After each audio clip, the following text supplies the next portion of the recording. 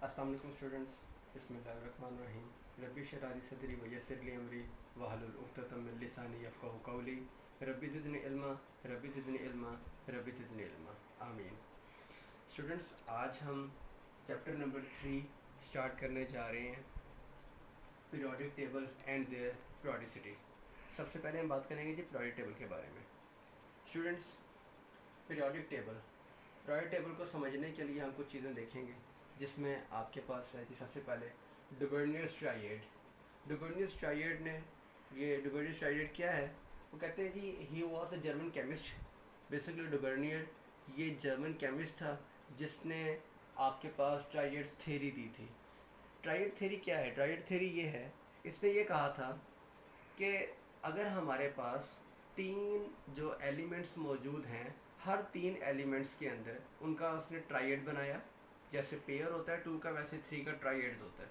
उसने ट्राई मतलब 3, उन ट्रायड ऑफ द एलिमेंट्स में उसने कहा जी पहला और तीसरा, इन दोनों के जो एटॉमिक मैसेज होते हैं उनको अगर हम प्लस कर दें और 2 पे डिवाइड कर दें, तो जो उसका आंसर आएगा वो दरमियान वाले एलिमेंट का क्या बनेगा जी? एटॉमिक मैस होगा। इस तरह से इस थ्योरी को हमने नाम दिया ट्रायड्स थ्योरी, जो कि फॉल्स हुई।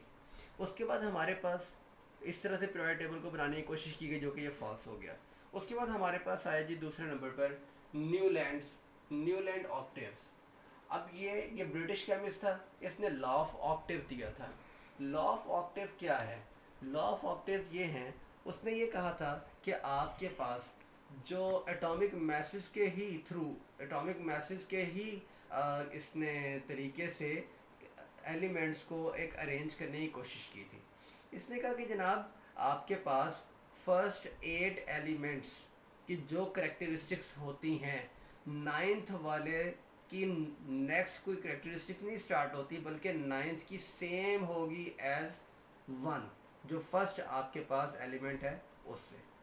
उसके बाद इसने क्या कहा? इसने कहा जी जो 10th एलिमेंट होगा उसकी सिमिलर होगी किससे जी?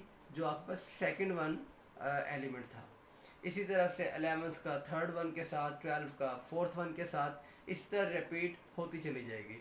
ये जो रेपिटेशन है, उसने कहा कि यही रेपिटेशन चलती चली जाएगी। इस तरीके से इसने आपके पास अरेंज करने की कोशिश की जी पीरियोडिक टेबल को, जो कि ये भी लॉ ऑफ ऑक्टेव भी क्या हो गया? फॉल्स हुआ। ये भी ठीक नहीं था। इसके बाद हमारे पास आया जी मेंडलीव्स पीरियोडिक टेबल। अब मेंडलीव पीरियोडिक टेबल क्या? ये रशियन केमिस्ट था, इसने आपके पास पीरियोडिक लॉ इसने आपको पेश किया था, जो कि ये उसकी स्टेट क्या थी जी? वो कहते properties of the elements are periodic functions of their atomic masses. कि आपके पास जो पीरियोडिक लॉ है वो कैसे है जी? उसने कहा था कि जनाब उसकी जो प्रॉपर्टीज हैं, प्रॉपर्टीज ऑफ द एलिमेंट्स हैं, वो किस पर है जी? Are the periodic functions of their atomic masses. इसने भी एटॉमिक मैसेज के ही अलॉन्ग क्या किया था जी? अरेंज करने की कोशिश की थी पीरियोडिक टेबल को, जिसके अंदर इसने 63 एलिमेंट्स को अरेंज किया था वर्टिकली कॉलम में। और उसने कहा था जी कि ये पीरियोडिक टेबल है, जो कि बाद में गलत साबित हुआ था। क्यों? इसलिए क्योंकि उसके अंदर सेम एटॉमिक मैसेज वाले एक एक ही कॉलम के अंदर एक से ज़्यादा एलिमेंट्स को रखा जा रहा था। एक से ज़्यादा एलिमेंट्स को वहाँ पर मौजूद थे, जिनको स्टडी करने में प्रॉब्लम आ रही थी, और हम उसको क्या कहते हैं, डिफर नहीं कर पा रहे थे एक दूसरे से। स्टूडेंट्स, ये था आज का लेक्चर आपका। If you have any question about today's lecture, so please tell your question. I'll explain you with complete description, इंशाल्लाह। आज का काम यही है, आपने इसको याद करना है, इसको पढ़ना है। इंशाल्लाह ताला इसके अकॉर्डिंग जो आपके क्वेश्चंस होंगे वो मैं आपको इंशाल्लाह ताला दे दूँगा। Thank you.